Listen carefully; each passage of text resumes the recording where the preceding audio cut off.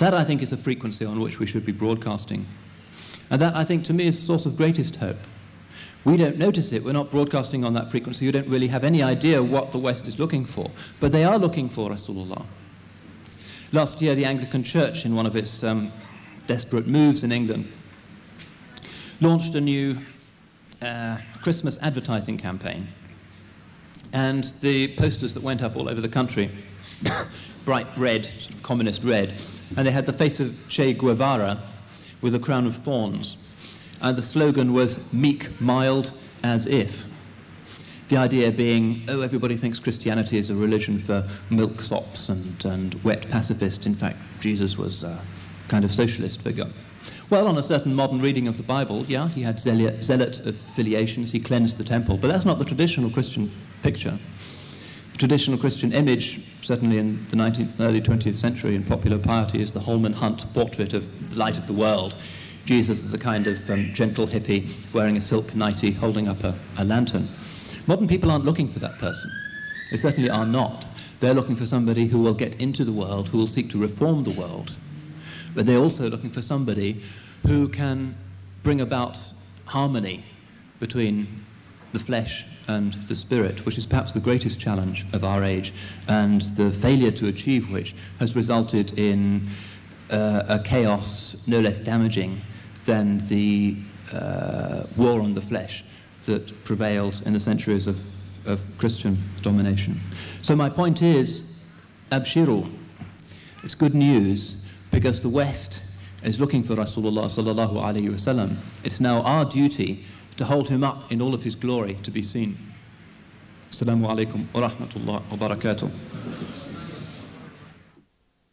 As we know, discipline of the soul has traditionally been done at the feet of a sheikh. Today in Chicago, this may not be possible. Can you please, Sheikh, sketch an outline of a program that might help the youth of America to discipline the nafs? The cruder manifestations of the nafs are usually known to us when we're honest with ourselves and do muhasabah.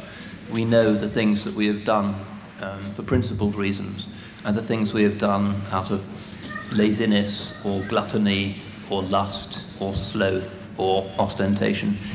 Very frequently, I think we can tentatively trust our own intuition on certain things. The more subtle things, you do need a sheikh. Sufism is something that you can't pull out of a book. That's one reason, of course, why the detailed practices of Sufism and principles of Sufism are not explicitly sketched in the Quran and the Sunnah. As I indicated earlier, nothing that is abstractly spiritual is there in the revelation as such. It's always indicated in terms of its fruits. Wilaya defined in a certain way, ihsan defined in a certain practical way. We do have a great richness of books on Sufism in Islam, but their authors invariably wrote them on the expectation that they would be teaching manuals in teaching situations with a live sheikh. Imam al-Ghazali did not really envisage somebody walking into a bookshop on the north side of Chicago and pulling out his Kitab Riyadat al-Nafs in an English translation. We often read these books in a context that's very far from what their authors intended. That's not to say that they cannot benefit us. Clearly they can. Some people do find enormous benefit in just reading about tasawwuf, and this is a required practice in most of the turuq, that you read the basic texts of tasawwuf, the Risala of Imam al-Qushayri, Ihya al-Ulumuddin of Imam al-Ghazali, the Awarif al-Ma'arif of Imam Shahabuddin Suhrawardi, and a number of others. But really one should have a living teacher, as one should in most disciplines. I mean, even in the most exoteric disciplines, such as medicine, you don't really get to practice being a doctor just through reading books in the library. You have to attend lectures, you have to have tutorials, you have to have had some kind of apprenticeship in a hospital or to some kind of practitioner. And it's even more the case with something like tasawwuf, which is so subtle. You have to have a sheikh. This is an obligation, and even exoteric Islam recognizes this. One of the texts that they made us memorize it. Al-Azhar is the Jawharat Tawheed of Imam al-Laqani, which is a doctrine text. A couple of its lines, if I can remember, run وَمَالِكٌ وَسَائِرُ الْأَئِمَّةِ كَذَا أَبُو الْقَاسِمِ هُدَاةُ الْأُمَّةِ فَوَاجِبٌ تَقْلِيدُ حَبْرٍ مِّنْهُمْ كَذَا حَكَى الْقَوْمُ بِلَفْظٍ يُفْهَمُ, which means, and Malik and the other Imams, similarly, Abu al-Qasim, the guides of the Ummah, it is wajib to follow, taqleed, learned man amongst them. This is how it has been handed down. So what Imam al-Laqani is saying here is that just as it is obligatory for a non-mujtahid to follow a madhab, because if you try and work things out for yourself, you'll mess up. Similarly, when you try and emulate the inward sunnah, the inward greatness of the Rasul alayhi salatu wasalam, which is the purpose and the pride of tasawwuf, you also need to follow an imam. Here he says Abu al-Qasim, which means Abu al-Qasim al-Junayd, qaddasallahu sirrahu, who is Sayyid al-Ta'ifa, the great exemplary Sufism of our early Middle Ages. So traditional Azhari Islam says it's wajib. فَوَاجِبٌ تَقْلِيدُ حَبْرٍ مِّنْهُمْ. What do you do in a place like Chicago? Well, you remember that Allah's generosity is infinite,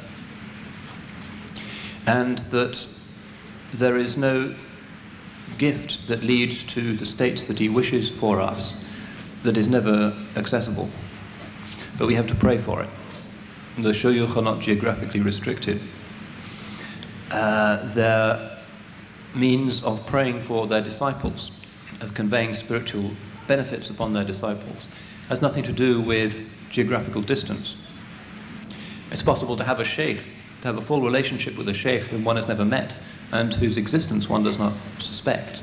Many cases of this in tasawwuf, and when the meeting finally comes, it's just a zahir confirmation for the sake of the authenticity of the silsila, if one goes on to perpetuate a silsila. Very many cases of this. Imam Abdul Qadir al-Jazairi was a great example. Maulana Khalid al-Baghdadi and a number of others. Because the zone of operation of the wali is not limited by the 4 points of the compass. It's to do with the barzakh. And the world of the barzakh is something about which we cannot imagine very much, but it's known in the hadith that we can have visions when we sleep of those who are not physically close to us, of the Rasul alayhi salatu wasalam. Man ra'ani fil manami faqad ra'ani haqqa.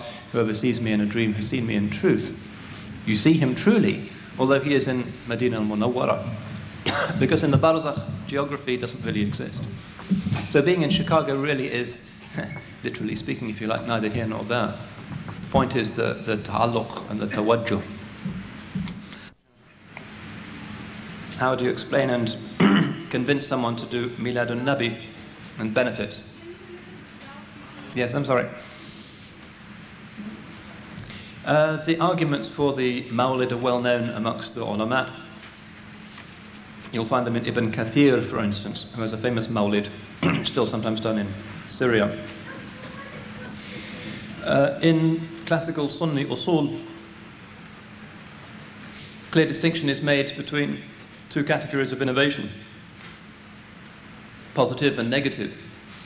A negative innovation essentially refers to any practice introduced into Islam that does not form part of it, which the